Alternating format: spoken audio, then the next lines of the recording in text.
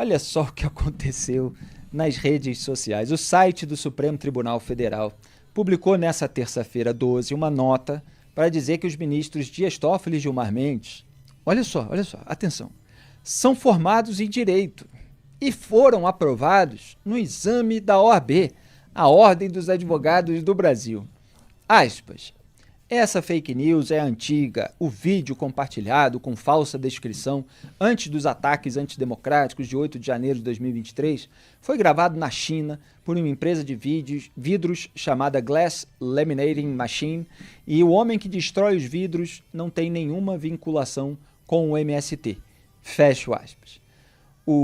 Olha, isso saiu uma nota no site, mas saiu um monte de postagens na conta oficial do STF que estava respondendo a determinados usuários do X que estavam propagando isso que eles estão chamando de fake news. E aí o advogado, mestre e doutor em História Enio Viterbo reagiu à publicação com uma ironia. Aspas. Absurdo. Também estão dizendo... Aí ele faz uma lista de informações verdadeiras, né, que estão sendo noticiadas. Também estão dizendo que o Gilmar Mendes fez pressão para escolher o PGR, que é o Procurador-Geral da República, Paulo Gonet, ex-sócio do Gilmar, que cobrou políticos do governo sobre votações no Congresso e que se manifesta frequentemente na imprensa sobre temas políticos. Poderiam corrigir essas informações inverídicas também? Fecha.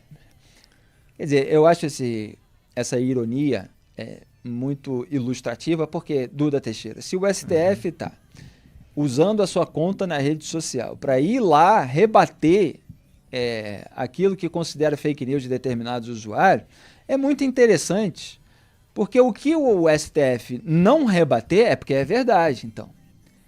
Então, olha só o nível de preocupação que os ministros estão nesse momento. É com o usuário de rede social que vai falar lá sobre o currículo deles. Eles estão preocupados com esse tipo de coisa que afeta todo mundo, né? Tem um monte de ativista militante que ficam espalhando informações inverídicas sobre a trajetória profissional de um monte de gente. Agora o STF vai lá, mobiliza a máquina pública para corrigir in loco. Eles estão precisando provar que os ministros têm alguma qualificação, embora a gente saiba que as decisões deles raramente são tomadas tecnicamente. Duda Teixeira. Que fase do STF, né? Fazer uma postagem nas redes sociais para dizer que os ministros do STF são formados em Direito, né? Que fase.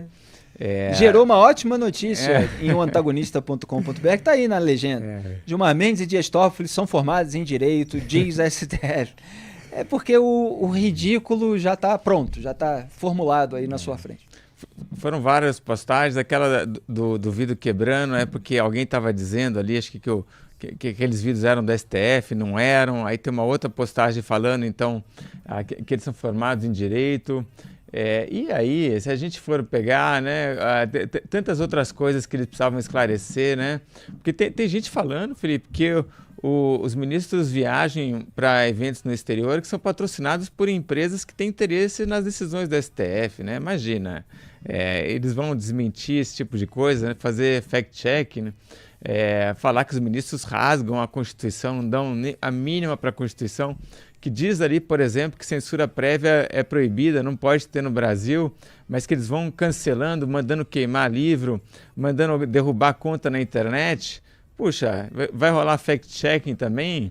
É um momento do STF que está realmente, a credibilidade está lá no fundo do poço.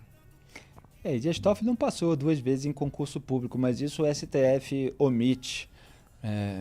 A gente sabe muito bem o que fez essas pessoas serem indicadas. O Dias Toffoli, o STF também não coloca, ele foi advogado do PT, ele foi da Casa Civil, assessor da subchefia de assessor de assuntos jurídicos, né? Tem um título, o cargo dele, mais ou menos por aí, nomeado pelo José Dirceu na Casa Civil do governo Lula, do primeiro mandato. Depois foi advogado-geral da União, nomeado também por essa turma. E aí passou a ser ministro do STF. Aliás, tem um texto meu antigo em oantagonista.com.br, se vocês procurarem no Google, vocês vão encontrar, a página virada de Toffoli.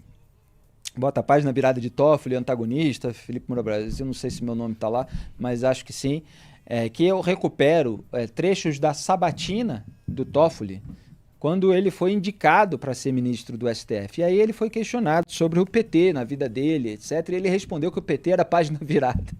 E aí chegou no STF, e é isso que está lá no meu texto, porque foi à luz das decisões e votos deles que eu lembrei o trecho da sabatina.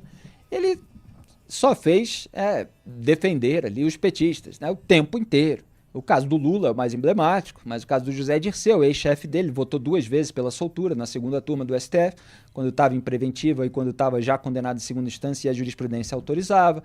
Gleisi Hoffmann, Paulo Bernardo, um monte de petistas que ele defendeu no Supremo Tribunal Federal.